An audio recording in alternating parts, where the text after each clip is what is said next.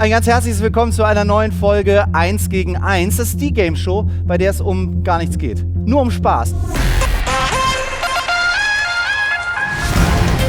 1 gegen 1, das Duell. Die neue Game Show. Jetzt im 1 gegen 1. Faisal Kavusi gegen Julian Brandt. Mit Florian Ambrosius und Heiko Wasser. Herzlich willkommen, Faisal Kavusi. Herzlich willkommen, Julian Brandt. Kommt kurz zu mir. Na, alles gut bei euch? Fantastisch. Ey, können wir das mitnehmen danach? Das müssen wir diskutieren. Was du jetzt schon mal machen kannst, Faisal, du kannst diese Smartwatch schon mal anlegen. Die brauchst du nämlich gleich. Ich weiß, den Klunker, den legst du nicht so gerne ab. Das musst du bitte tun. Oder andere Hand. Kannst du auch. Ich habe 2 davon. Julia, du auch. Wir wollen nämlich auf eure Pulsfrequenz gucken zwischendrin. Es wird ja schon mal ein bisschen hektischer, ne? Wollen wir mal gucken, ob alles okay ist bei euch. Das erste Spiel ist vielleicht ein bisschen unerwartet. Hier muss man nämlich nicht drauf gucken, hier muss man drauf hören. Spiel Nummer 1 heißt Unglaubliche Fakten. Ich erkläre euch kurz die Spielregeln. Das wird ziemlich gut. Ihr bekommt nacheinander 3 Fragen gestellt und ich liefere euch 3 mögliche Antworten. A, B, C.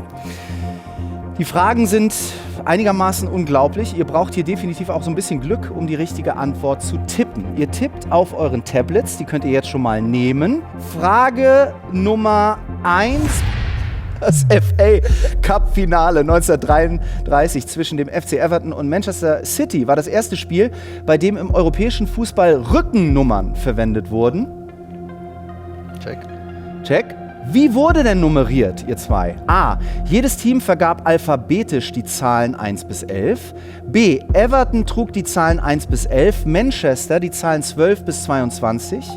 C. Alle Everton-Spieler trugen die 1. Alle Manchester-Akteure die 2. A, B oder C? Also, alphabetisch die Zahlen 1 bis 11.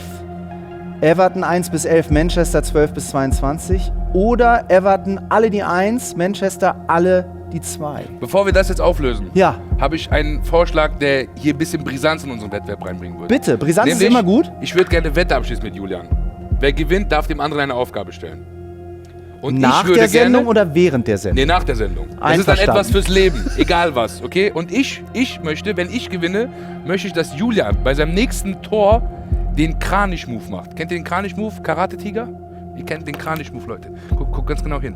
Das ist der Kranich-Move, so. Und dann denkst du an mich.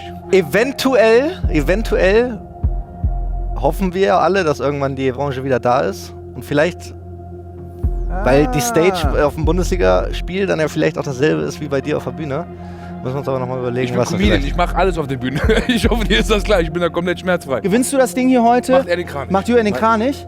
Gewinnst du das Ding, Julian? Denkst du dir noch was aus? Wenn er gewinnt, ich biete was an. Machen wir Wenn er gewinnt, werde ich bei der ersten Soloshow, die ich spiele, komme ich mit runtergelassener Hose rein. Da lacht er. Gefällt mir. Okay, so, pass Faisal, auf. die Wette ist gut. Ich habe jetzt nur einfach Angst, dass beim nächsten Tor alle Mitspieler, was ja normalerweise üblich ist, nicht zu Julian rennen, um ihm zu gratulieren, mit ihm abzuklatschen, weil sie alle Angst haben, er tritt ihn irgendwo hin. Und Also die sehen es ja nicht kommen. die wissen aber noch, was da passiert. Julian sagt A, Faisal Sagt B. sagt B. So, also Julian sagt, jedes Team vergab alphabetisch die Zahlen.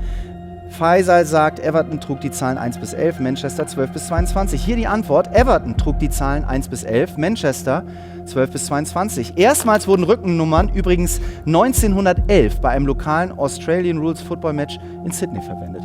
Ein Punkt für Faisal. Yes. Nicht so schlecht. WM 1930, ihr zwei. Mexiko gegen Argentinien. Warum durfte Mexikos Manuel Rosas aus etwa 17 Metern einen ruhenden Ball ungestört aufs Tor schießen? A. Das Spiel war bereits abgepfiffen.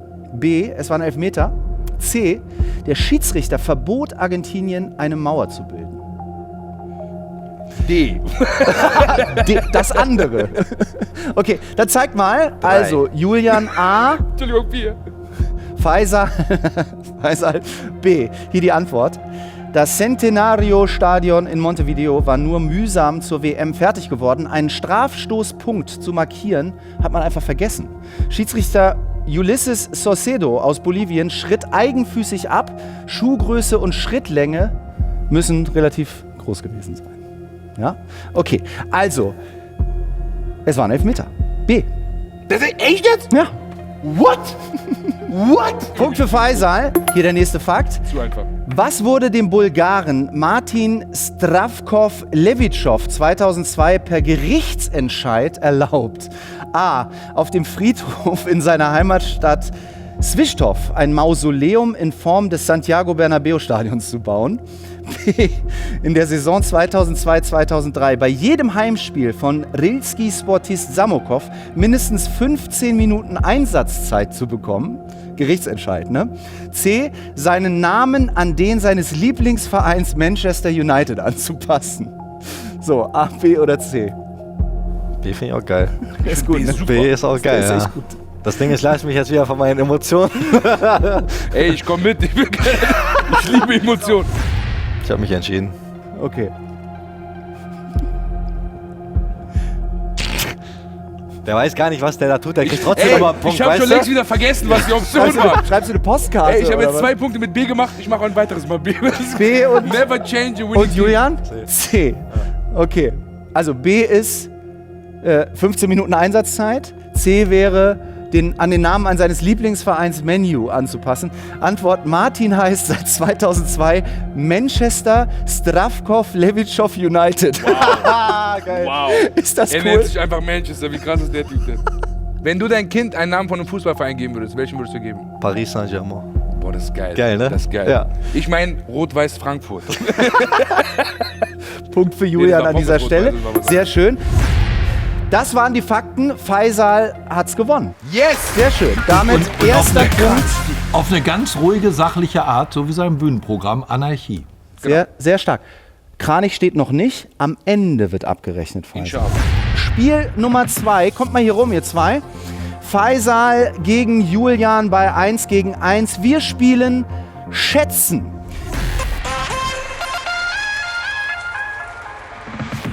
Nacheinander zeigen wir euch verschiedene Gegenstände. Die liegen hier schon mal. Guck mal hier von der Ente über Und so auch eine... die darf man nicht mitnehmen, das jetzt schon mal zwischendurch. Gut, dass du es Ey, sagst. der Ja. ist voll die Geier, ne? So richtig, ich schwöre, richtige Geier. Hausschuh wäre okay.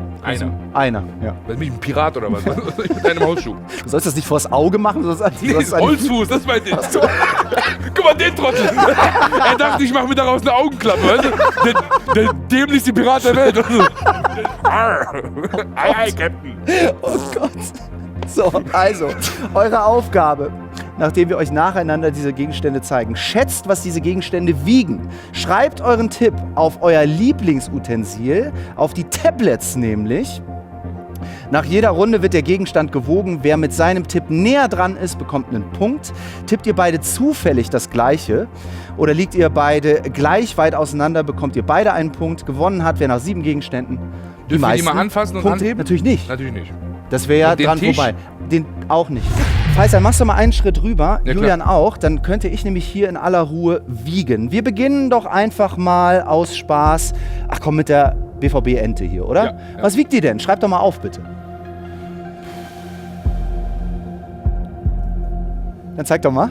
Ohne abgucken. 346 Gramm bei Julian Brandt, 70 Gramm bei Faisal Kavusi. Erstes Gefühl von hier, Julian Brandt verwechselt die BVB-Badeente mit der Weihnachtsgans. Also, So, Safe, pass auf. auf gar keinen Fall ist das Also, mehr wer als näher 100 Gramm. dran liegt, bekommt den Punkt.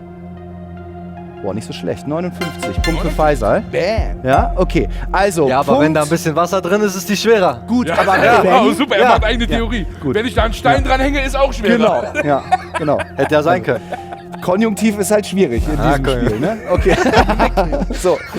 Zweiter Gegenstand ist natürlich die Drohne. Was wiegt so eine Drohne? ich gebe wieder mal einen Tipp, die Drohne kann man nicht mit ins Badewasser nehmen. Hattest du die Drohne schon mal in der Hand? Ich hatte mal so eine ähnliche in der Hand und das ist auf keinen Fall mehr als 1 Kilo. Also- sozusagen sage ich, einfach aus Freundschaft heraus. Also auch von mir, aus Freundschaft heraus, so ganz schwer ist das Ding nicht. Ja, ja. So, eure Tipps bitte jetzt, Stopp! Ich will korrigieren. weil der Ambrosius gesagt hat, ist nicht ganz so schwer, oder Ja. was? Du hast mich beeinflusst. Julian, zeig mal.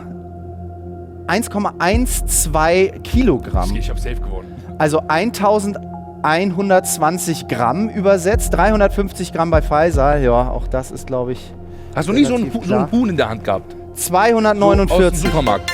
So 1 Kilo Huhn. Das heißt, du hast gar kein Gefühl dafür, wie viel 1 Kilo ist. Okay. Das heißt, für dich, Faisal, ist die Referenz immer das Huhn, ja? Definitiv. So, egal, okay. Ich weiß nur, wie Also, sich die 80 Kilo anfühlen, die ich beim Bankdrücken die ganze Zeit hochschiebe. Ihr zwei. 2,49. Punkt für Faisal. Der Fairness halber. Hier ist was drin. Ja? Eine 7 Gramm Ansonsten- schwere Glocke. Ist es ein Ball. Ne? So sieht das Ding aus. So klingt das Ding. Und so viel wiegt es. Faisal, Julian. Ganz ehrlich, ich bleib dabei. Du bleibst beim Huhn. Ich ändere nichts. Ich ändere nichts. Ich lasse genauso wie vorher war.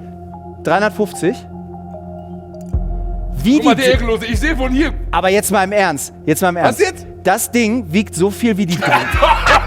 Wow, super, So, weißt du? Safe gewesen. So, und Heiko, jetzt So wird richtig hier. Schularbeit safe abgeschrieben. jetzt, ja. Und jetzt Weißt du, wird ich hier schreib ab, aber taktiert. veränder ein bisschen. Das Julian? ist, kennt ihr das in der Schule, wenn mal jemand gesagt hat, so, okay, du kannst von mir abschreiben, aber veränder Aber ein änder bisschen. ein bisschen, aber ja. änder ein bisschen. So, das ist Julian Brandt, der von mir abgeschrieben hat. 349. Vielleicht hättest du es nicht gleich verraten sollen. Ja, gut, es tut mir leid. So, dann machen wir den Check.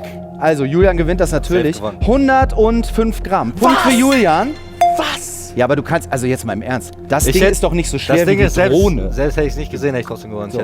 Okay, dann nehmen wir das Smartphone hier. Es macht ja ein bisschen Hoffnung, macht es ja schon. Ne? Also mit der Ente kam man nicht klar, mit der Drohne kam man nicht klar, aber wenigstens mit dem Ball der Freund des Julian Brandt. Ne? Das ist das Samsung Galaxy S21. Was wiegt das denn? Und jetzt sagt mir nicht, ihr hattet noch nie ein Smartphone in der Hand. Also das halte ich für ein Gerücht. Faisal schreibt nur noch Huhn auf. Genau. Huhn. Schreib da einfach Lebensmittel auf, die genauso schwer sind wie das Handy. Weil du so ein Experte bist an der Waage, Alter. Sehe ich aus wie ein Experte an der Waage oder was, Leute? Brokkoli. Ich habe so lange die Waage nicht mehr gesehen, wie du den ersten Platz. So, eure Tipps bitte jetzt in die Kamera. 500 Gramm bei Faisal, 1200 Gramm bei Julian. Es ist Wir kein machen Hühnchen. den. Julian, hast du schon mal ein Handy am Ohr gehabt? 1,2 Kilo, das ist wie schwer soll das denn sein? Knochen. Das sind 2 Ziegelsteine, die Weißt du weil am er, Ohr weil er hast. so einen Bizeps hat, denkt er, alles ist so schwer. Wie viel ist es denn? 171 Gramm. Ja. Punkt für Faisal. Die wiegen ja aber auch alle gleich, Alter. Du kannst 3-1. sagen, besonders Mühe 3-1. So, was wiegt eine Switch? Hast du eine Switch? Die wiegt auch 100 Gramm. Das kann ich direkt schon eintragen hier. Nein, die ist, 350. Julian, die ist definitiv größer als das Handy, also ist die mir wahrscheinlich egal, leichter. labert mich jetzt hier nicht voll. Ist wahrscheinlich Was ist das leichter. jetzt hier? Eine Switch? So. Hallo? Habt ihr? Ich hab. Ich auch. 3, 2, 1 und zeigen bitte. 2,75 bei Julian, 700 bei Faisal. Das finde ich spannend. 700 bei Faisal. Ich hab so aber eine Switch und Faisal- die ist ein bisschen schwerer, aber oder? das ist die Light, ne? Aber guck mal hier. Die Das ist ist, Cadem Light. Was Das soll ist, diese Light? die, das ist die Light, Alter. guck mal, das ist der beste Tipp bisher. Ja. 271 sogar. So. Gar nicht. 3-2 bei 2 verbleibenden Gegenständen. BVB Hausschuh, rechte Seite in formschönem Filz. Was wiegt das Teil?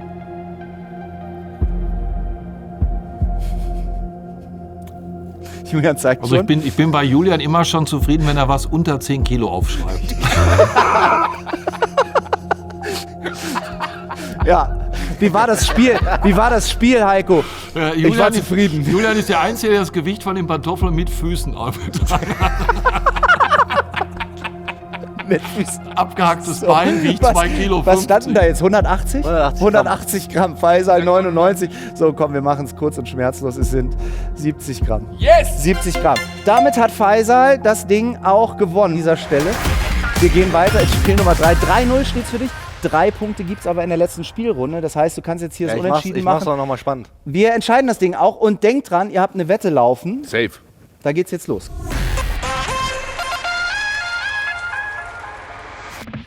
Eine leere Plastikflasche steht am Ende des Tisches auf dem Kopf, das könnt ihr schon sehen. Eure Aufgabe wird es jetzt sein, ihr zwei, versucht doch mal die Flasche wegzuschnippen, indem ihr mit so einem Flaschendeckel hier von der anderen Tischseite, also von hier drüben, schnippt. Gespielt wird immer abwechselnd, gewonnen hat, wer zuerst 2 Flaschen wegschnippt. Julian liegt hinten, Also fange ich auch an. also fängst du an. Du darfst mit dem 1 Kilo schweren Deckel die 2 Kilo schwere Flasche Geh jetzt wegschnitzen. auseinander.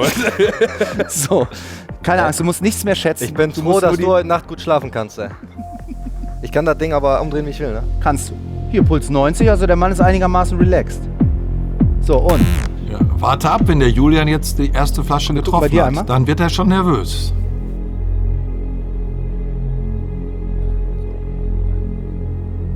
Boah. 68. Aber haben Profisportler nicht 68. eigentlich diese Ruhepuls von 30? Na, ist ja Beim keine Schlafen. Das heißt, Ruhepuls nur mehr. beim- das heißt, nur er hat beim richtig Schlafen. Angst gerade, weißt du? Nach dem- Er hat nach dem- richtig Angst. Ich erstarre, ja. Weil er weiß, er muss So. bald Kranich machen. Der Kranich, Heiko, ist nur 2 Flaschen entfernt. Ja, absolut, absolut. Und dann haben wir natürlich einen Puls von 150, wenn er den vor 81.365 im Signal Iduna Park machen muss. Aber guck doch mal, von wo ihr schnippt. Man kann ja auch mal von der Seite schnippen, zum Beispiel. Ja, du hast uns das Ding Ja. doch hier hingelegt. Ja, dann zeig doch mal, wie es geht. Aber du hast doch... Nee, du bist dran. Du bist dran. Ich spiele nicht mit. Ich spiel Aber nicht Tipps kannst du auch geben, dann zeig doch mal, wie es geht. Flo, du bist aber jetzt ruhig. Von dir will, So ich, gar geht's. nicht, von dir will ich gar nichts mehr. Aber hören. hätte er getroffen. Hätte er dann- getroffen, er wäre King er wär gewesen. wirklich- Er wäre King mit. gewesen. Versuch war es wert, dann, ne? ja, dann Versuch begeben war es wert. Der war Ja, gut. aber die sind alle knapp der war jetzt. gut. Ja, Aber jetzt reicht ist- so viel Druck, um die umzustoßen? Das ist eine Plastikflasche, die auf dem Kopf steht, Julian. Ne? Also, Vielleicht wiegt Ja, die die ja wiegt was. doch locker 4 Kilo. ja. Aber es gibt so ein afghanisches Spiel, das heißt Karambol. Und das spielt man lustigerweise mit so kleinen Scheibchen. Das heißt, ich habe ein wenig Ach echt? Übung, wenn's um Und das die werden geht. auch geschnitten, Kennst du das, oder Und was? ich popel auch einfach gerne. Das heißt, ich schnipp andauernd meine Popel Siehst du, rum. also weißt du im Kennst du Schnippen das? bist Ey, du halt... ich liebe Popel. Kennst du das Spiel noch von früher, wo man eine Münze hatte und dann schön hier mal ging? Asozial, ja, Mann, das war auch. Danach war alles kaputt.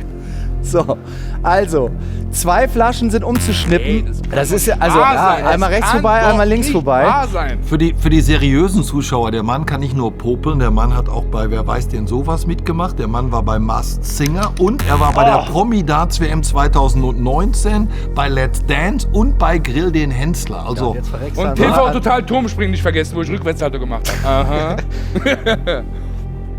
ich dachte, du warst in dieser Disziplin Paarspringen mit Elton. Nee, ich war nur in der Disziplin aufgrund des Gewichts.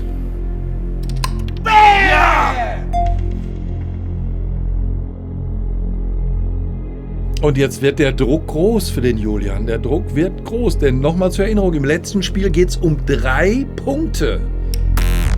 Und Julian muss jetzt eigentlich 2 Flaschen treffen, sonst haben wir diese lustige Figur da. Wenn er trifft, ist vorbei. Das ist okay. Ah, jetzt habe ich einen Trick. So. Und Julian liegt vor, ne? Wir machen immer, wir beim Elfmeterschießen, ne? Ja, verstehe. Oh, 1-1. nice. Ja. 1-1, sehr gut, Julian. Endlich kann man dich so eine Art Herausforderung nennen. Nächste Flasche entscheidet, also die fällt. Ich? Man könnte sagen, die nächste Flasche gewinnt. Das ist eine Zielverrichtung. Okay, fällt die nächste Flasche, ist das Spiel vorbei. Julian legt wieder vor. Habt ihr noch Deckel? Ja, ne? Ja. Mir brennt der Fingernagel mittlerweile. Willst du anlaufen? Handwechsel, Fingerwechsel. Einfach mal mit dem Daumen schnippen. Warum denn nicht? So, ne? Ja, Toss a coin. da ist er. Oh! So, und das ist jetzt echt spannend. Ja, Moment, stopp, es ist ja noch Das nicht ist jetzt entschieden. echt Es spannend. ist noch nicht Genau. entschieden. Das heißt, der Faisal muss jetzt treffen. Sonst steht es ist unentschieden. 3-3, Ey. unentschieden nach Spiel 3. Und wie es dann weitergeht, erkläre ich euch danach. Aber jetzt haben wir Druck. Jetzt haben wir endlich mal diese Situation. Das ganze Stadion pfeift dich aus. Du bist Auswärtsmannschaft. Keiner mag dich. Alle wollen, dass du versagst. Und du wirst ihn jetzt treffen. Du haust ihn weg. Und dann will ich eine Ehrenrunde um den Block sehen von dir, Faisal. Also für den Fall, der Faisal darf sich jetzt nochmal kurz entspannen. Für den Fall, dass wir gleich 3-3 haben. Wir will kein 3-3. Ich sag's ja nur. Kann ich? Du kannst. Ich habe ein gutes Gefühl. Was ist mit dir, ey? Sehen deine Gäste bei dir in der Wohnung auch dann so aus? Sind aber da keine Flaschendeckel.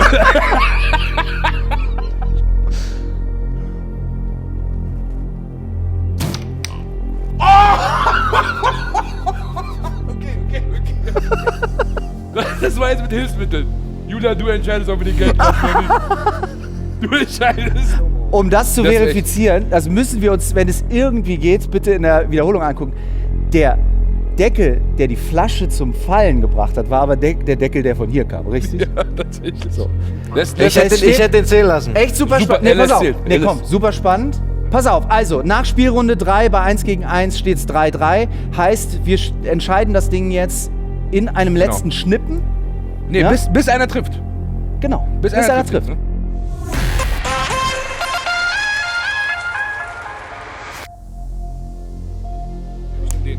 Faisal fängt an. Way.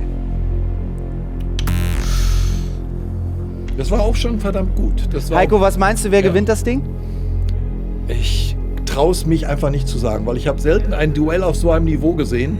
Das ist wirklich, das kann in beide Richtungen und überhaupt. Und selbst Lothar Matthäus, der wüsste da nicht, was er sagen soll. Das Problem ist, ich konnte mich mit beiden Spielen nicht anfreunden, aber das macht mir Spaß. Das macht Und Spaß. Da habe ich Ja. auch Ehrgeiz drin, weißt du? Verstehe ich, sieht man auch. Ich habe ja... Ehrgeiz kannst du aber neben dir sonst wohin schieben. Ja, aber ich darf nochmal. Jetzt haben wir also genau die umgekehrte Situation. Heißt, Julian muss jetzt treffen, sonst... Also muss jetzt. Nein, alle rein, das, das. das war mit den, Julian muss jetzt treffen, Kran nicht sonst... Lass den leben. Okay, also... Julian, der Kranich droht, aber ich weiß, dass du auch die Pinguine von Madagaskar gut findest und deine Brüder haben dir damit den Spitznamen Skipper verpasst. Jetzt bin ich mal gespannt, ob dich das jetzt rettet.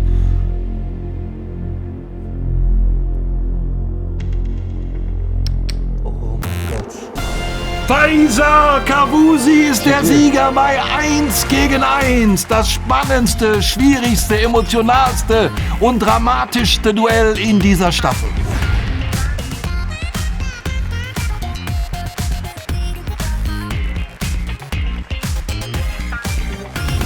So fühlt sich das übrigens an, wenn du ein Spiel in der Bundesliga gewinnst und dann einfach in die Kabine gehst. Julian, Faisal, komm rüber zu mir. Also, wir sehen den Kranich. Das war ein spannendes Finale hier bei 1 gegen 1. Im Stechen hat Faisal das Ding dann tatsächlich gewonnen. Und ich muss das ehrlich sagen, also ein bisschen freue ich mich drauf auf den nächsten Torjubel. Wir werden da ganz genau hinschauen. Danke, dass ihr zwei meine Gäste wart hier heute. Das hat echt viel Spaß gemacht. Sehr cool. Danke auch an euch. Zack. Er hat mich einfach hängen lassen, knallhart. Wir sehen uns bald bei 1 gegen 1. Mach's gut. Ciao.